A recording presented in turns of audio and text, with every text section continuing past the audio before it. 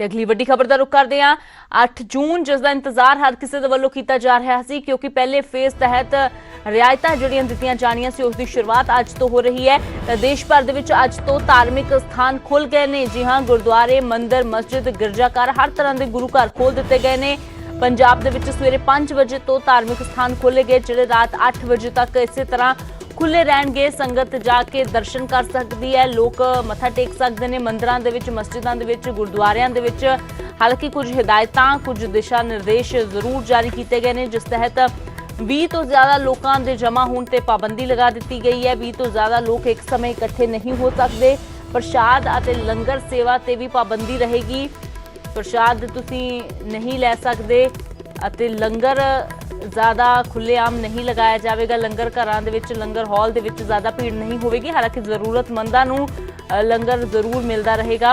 धार्मिक स्थानां 'च दाखले ते थर्मल स्क्रीनिंग होगी। मूर्तियां ते पवित्र किताबां नूं छूहण दी इजाजत नहीं है। बैठण दी व्यवस्था 'च समाजिक दूरी का ध्यान रखना होगा। ਵੱਡੀਆਂ ਕੀਰਤਨ ਸਭਾਵਾਂ ਤੇ ਕੀਰਤਨ ਦਰਬਾਰ ਕਰਵਾਉਣ ਤੇ ਪਾਬੰਦੀ ਹੈ। ਤੇ ਇਹਨਾਂ ਦਿਸ਼ਾ ਨਿਰਦੇਸ਼ਾਂ ਦੇ ਨਾਲ ਹੀ ਜਿਹੜੀ ਧਾਰਮਿਕ ਸਥਾਨਾਂ ਦੇ ਵਿੱਚ ਜਾਣ ਦੀ ਇਜਾਜ਼ਤ ਦੇ ਦਿੱਤੀ ਗਈ ਹੈ। ਤਾਂ ਸਿੱਧਾ ਰੁਕ ਕਰਦੇ ਹਾਂ। ਰਾਜੀਵ ਸ਼ਰਮਾ ਮੇਰੇ ਸਹਿਯੋਗੀ ਅੰਮ੍ਰਿਤਸਰ ਤੋਂ ਲਾਈਵ ਜੁੜੇ ਹੋਏ ਨੇ। ਤਾਂ ਰਾਜੀਵ, ਹਜ਼ਾਰਾਂ ਦੀ ਗਿਣਤੀ ਦੇ ਵਿੱਚ, ਸੈਂਕੜਿਆਂ ਦੀ ਗਿਣਤੀ ਦੇ ਵਿੱਚ ਹਰ ਰੋਜ਼ ਦਰਬਾਰ ਸਾਹਿਬ ਸ਼ਰਧਾਲੂ ਨਤਮਸਤਕ ਹੋਣ ਦੇ ਲਈ ਪਹੁੰਚਦੇ ਸੀ। ਹਾਲਾਂਕਿ ਹੁਣ ਸਮਾਂ ਤਾਂ ਉਹ ਨਹੀਂ ਹੈ, ਤਸਵੀਰਾਂ ਵੀ ਉਹ ਜਿਹੀਆਂ ਨਹੀਂ ਨੇ, ਪਰ ਕੁਝ ਰੌਣਕ ਜ਼ਰੂਰ ਪਰਤੀ ਹੈ।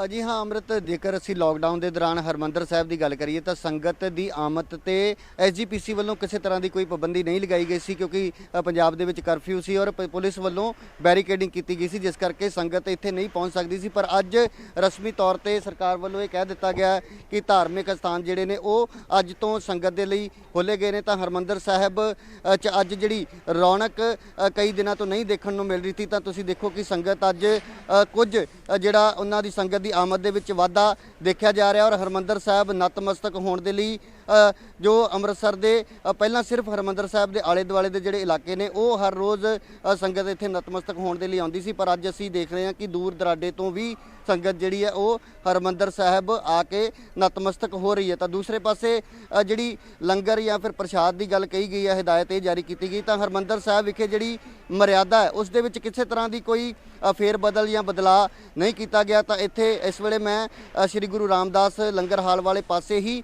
ਮੌਜੂਦ ਹਾਂ। ਤਾਂ ਇੱਥੇ ਜਿੱਥੇ ਸੰਗਤ ਸਾਨੂੰ ਦਿਖਾਈ ਦੇ ਰਹੀ ਹੈ ਕਿ ਹਰਮੰਦਰ ਸਾਹਿਬ ਨਤਮਸਤਕ ਹੋਣ ਤੋਂ ਬਾਅਦ ਬਾਹਰ ਆ ਰਹੀ ਹੈ ਸੰਗਤ, ਉਨੀ ਹੀ ਸੰਗਤ ਜਿਹੜੀ ਹੈ ਹਰਮੰਦਰ ਸਾਹਿਬ ਦੇ ਅੰਦਰ ਵੀ ਜਾਂਦੀ ਦਿਖਾਈ ਦੇ ਰਹੀ ਹੈ। ਤਾਂ ਲੰਗਰ ਹਾਲ ਦੇ ਵਿੱਚ ਵੀ ਸੰਗਤ ਜਿਹੜੀ ਆ ਉਹ ਸੇਵਾ ਕਰਨ ਦੇ ਲਈ ਪਹੁੰਚੀ ਹੋਈ ਹੈ।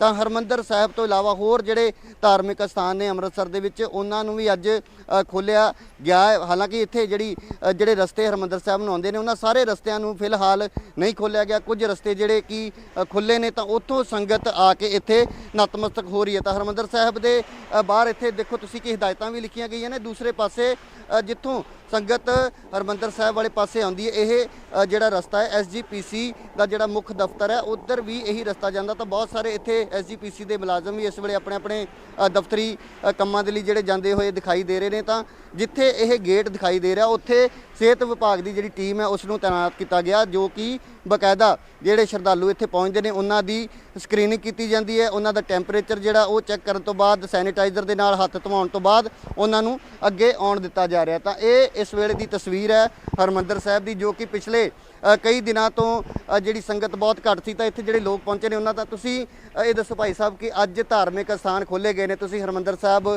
ਅੱਜ ਆਏ ਹੋ ਮੱਥਾ ਟੇਕਣ ਦੇ ਲਈ, ਕਿੰਨੇ ਕੁ ਮਨ ਦੇ ਵਿੱਚ ਤਾਂਘ ਸੀ ਕਿ ਕਦੋਂ ਤੁਸੀਂ ਆ ਕੇ ਇੱਥੇ ਨਤਮਸਤਕ ਹੋ? ਅੱਜ ਕੀ ਕਹਿਣਾ ਚਾਹੋ? ਭਾਈ ਜਿੱਦਾਂ ਮਹਾਰਾਜ ਦਾ ਪਤਾ ਲੱਗਿਆ ਪਏ 8 ਤਰੀਕ ਨੂੰ ਖੁੱਲ੍ਹ ਜਾਣੇ ਨੇ ਆਪਣੇ ਦਰਸ਼ਨ ਕਰਨ ਨੂੰ ਦਰਬਾਰ ਸਾਹਿਬ, ਤੇ ਮਹਾਰਾਜ ਦਾ ਸ਼ੁਕਰ ਕਰਨਾ ਹੈ।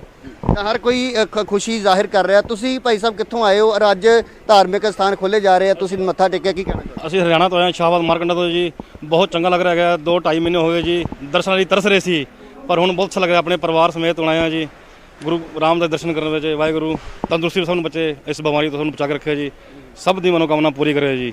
ਤਾਂ ਇੱਥੇ ਇਹ ਜਿਹੜੀ ਸਾਰੀ ਸੰਗਤ ਹੈ ਜੋ ਪਹੁੰਚੀ ਹੋਈ ਹੈ, ਤਾਂ ਹਰ ਕਿਸੇ ਦਾ ਇਹੀ ਕਹਿਣਾ ਕਿ ਇੱਕ ਬਹੁਤ ਦੇਰ ਦੀ ਰੀਝ ਸੀ ਕਿ ਆ ਕੇ ਇੱਥੇ ਉਹ ਨਤਮਸਤਕ ਹੋਣ ਔਰ ਵਾਹਿਗੁਰੂ ਦੇ ਚਰਨਾਂ ਦੇ ਵਿੱਚ ਇਹੀ ਅਰਦਾਸ ਹਰ ਕੋਈ ਕਰ ਰਿਹਾ ਕਿ ਇਸ ਮਹਾਮਾਰੀ ਤੋਂ ਜਲਦ ਛੁਟਕਾਰਾ ਮਿਲੇ। ਤਾਂ ਇੱਕ ਵਾਰ ਫਿਰ ਮੈਂ ਹਰਿਮੰਦਰ ਸਾਹਿਬ ਦੀ ਜਿਹੜੀ ਤਸਵੀਰ ਦਿਖਾਉਣ ਦੀ ਕੋਸ਼ਿਸ਼ ਕਰਦਾ ਕਿ ਸੰਗਤ ਦੀ ਜਿਹੜੀ ਆਮਦ ਹੈ ਜਾਂ ਜਿਹੜੀ ਰੌਣਕ ਦਾ ਇੰਤਜ਼ਾਰ ਸੀ ਹਰ ਕਿਸੇ ਨੂੰ, ਤਾਂ ਉਹ ਅੱਜ ਵਾਪਸ ਪਰਤਦੀ ਹੋਈ ਦਿਖਾਈ ਦੇ ਰਹੀ ਹੈ। ਜੀ ਅੰਮ੍ਰਿਤ। ਬਿਲਕੁਲ ਰਾਜੀਵ, ਇੰਤਜ਼ਾਰ ਹਰ ਕਿਸੇ ਨੂੰ ਸੀ ਕਿਉਂਕਿ ਵੈਕਸੀਨ ਇਸ ਮਹਾਮਾਰੀ ਦੀ ਨਹੀਂ ਬਣੀ ਤੇ ਅਜਿਹੇ ਦੇ ਵਿੱਚ ਲੋਕਾਂ ਦੇ ਵੱਲੋਂ ਵੀ ਕਿਹਾ ਜਾ ਰਿਹਾ ਸੀ ਕਿ ਜਦੋਂ ਦਵਾ ਨਹੀਂ ਹੁੰਦੀ ਤਾਂ ਉਦੋਂ ਦੁਆ ਅਸਰ ਕਰਦੀ ਹੈ। ਤਾਂ ਸਰਬੱਤ ਦੇ ਭਲੇ ਦੀ ਅਰਦਾਸ ਕਰਨ ਦੇ ਲਈ ਹਰ ਕੋਈ ਗੁਰੂ ਘਰਾਂ ਦੇ ਵਿੱਚ ਜਾਣਾ ਚਾਹੁੰਦਾ ਸੀ, ਜਿਨ੍ਹਾਂ ਦੀ ਅਰਦਾਸ ਅੱਜ ਪੂਰੀ ਹੋਈ ਹੈ। ਤਾਂ ਤਸਵੀਰਾਂ ਦੇਖ ਕੇ ਵਾਕਈ ਦੇ ਵਿੱਚ ਸਕੂਨ ਜ਼ਰੂਰ ਮਿਲ ਰਿਹਾ ਹੈ। ਹਾਲਾਂਕਿ ਲੋਕਾਂ ਨੂੰ ਵੀ ਥੋੜਾ ਜਾਗਰੂਕ ਰਹਿਣ ਦੀ ਲੋੜ ਹੈ, ਸੋਸ਼ਲ ਡਿਸਟੈਂਸਿੰਗ ਦਾ ਧਿਆਨ ਜ਼ਰੂਰ ਰੱਖਣ ਦੀ ਲੋੜ ਹੈ। ਸ਼ੁਕਰੀਆ ਰਾਜੀਵ, ਤਸਵੀਰਾਂ ਸਾਡੇ ਦਰਸ਼ਕਾਂ ਦੇ ਨਾਲ ਸਾਂਝੀਆਂ ਕਰਨ ਦੇ ਲਈ ਤੇ ਇਸ ਤਮਾਮ ਜਾਣਕਾਰੀ ਦੇ ਲਈ। ਤਾਂ ਦਰਬਾਰ ਸਾਹਿਬ ਦੀਆਂ ਤਸਵੀਰਾਂ ਤੁਸੀਂ ਦੇਖੀਆਂ ਜਿੱਥੇ ਸੰਗਤ ਦੀ ਆਮਦ ਸ਼ੁਰੂ ਹੋ ਗਈ ਹੈ। ਹਾਲਾਂਕਿ ਪਹਿਲਾਂ ਦੇ ਮੁਕਾਬਲੇ ਸੰਗਤ ਕਾਫੀ ਘੱਟ ਹੈ ਕਿਉਂਕਿ ਦਿਸ਼ਾ ਨਿਰਦੇਸ਼ ਦਿੱਤੇ ਗਏ ਨੇ ਕਿ ਜ਼ਿਆਦਾ ਸੰਗਤ ਇੱਕ ਸਮੇਂ ਦੇ ਵਿੱਚ ਇਕੱਠੀ ਨਹੀਂ ਹੋ ਸਕਦੀ, ਇਸ ਲਈ ਜ਼ਿਆਦਾ ਸੰਗਤ ਨੂੰ ਇਕੱਠੇ ਹੋਣ ਤੋਂ ਮਨਾਹੀ ਕੀਤੀ ਗਈ ਹੈ। ਹਾਲਾਂਕਿ ਲੰਗਰ ਘਰ ਦੇ ਵਿੱਚ ਸੇਵਾ ਵੀ ਜਾਰੀ ਹੈ ਤੇ ਲੰਗਰ ਵੀ ਜਾਰੀ ਹੈ ਕਿਉਂਕਿ ਜਿਹੜੇ ਜ਼ਰੂਰਤਮੰਦ ਲੋਕ ਨੇ ਉਹਨਾਂ ਨੂੰ ਲੰਗਰ ਇਸੇ ਤਰ੍ਹਾਂ ਮਿਲਦਾ ਰਹੇਗਾ। ਹਾਲਾਂਕਿ ਵੱਡੇ ਇਕੱਠ, ਵੱਡੀਆਂ ਸਭਾਵਾਂ, ਵੱਡੇ ਕੀਰਤਨ ਦਰਬਾਰ ਨਹੀਂ ਹੋਣਗੇ। ਮਾਸਕ ਪਾਉਣਾ ਜ਼ਰੂਰੀ ਹੋਵੇਗਾ। ਸਵੇਰੇ 5 ਵਜੇ ਤੋਂ ਰਾਤ 8 ਵਜੇ ਤੱਕ ਗੁਰਦੁਆਰਾ ਸਾਹਿਬ ਤੇ ਬਾਕੀ ਹੋਰ ਗੁਰੂ ਘਰ ਖੁੱਲੇ ਰਹਿਣਗੇ। ਮੰਦਿਰ ਹੋਣ, ਮਸਜਿਦ ਹੋਣ, ਗਿਰਜਾ ਘਰ ਹੋਣ ਤਾਂ ਉੱਥੇ ਸੋਸ਼ਲ ਡਿਸਟੈਂਸਿੰਗ ਦਾ ਧਿਆਨ ਰੱਖਣਾ ਹੋਵੇਗਾ। 20 ਤੋਂ ਜ਼ਿਆਦਾ ਲੋਕ ਉੱਥੇ ਜਮ੍ਹਾਂ ਨਹੀਂ ਹੋ ਸਕਣਗੇ ਤੇ ਧਾਰਮਿਕ ਸਥਾਨਾਂ ਦੇ ਲਈ ਇਹ ਨਿਯਮ ਜਿਹੜੇ ਜਾਰੀ ਕੀਤੇ ਗਏ ਨੇ ਜਿਨ੍ਹਾਂ ਦੀ ਪਾਲਣਾ ਹਰ ਕਿਸੇ ਨੂੰ ਕਰਨੀ ਹੋਵੇਗੀ। ਇਹਨਾਂ ਨਿਯਮਾਂ ਦੇ ਤਹਿਤ ਹੀ ਪ੍ਰਸ਼ਾਦ ਅਤੇ ਲੰਗਰ ਸੇਵਾ ਤੇ ਪਾਬੰਦੀ ਵੀ ਲਗਾਈ ਗਈ ਹੈ।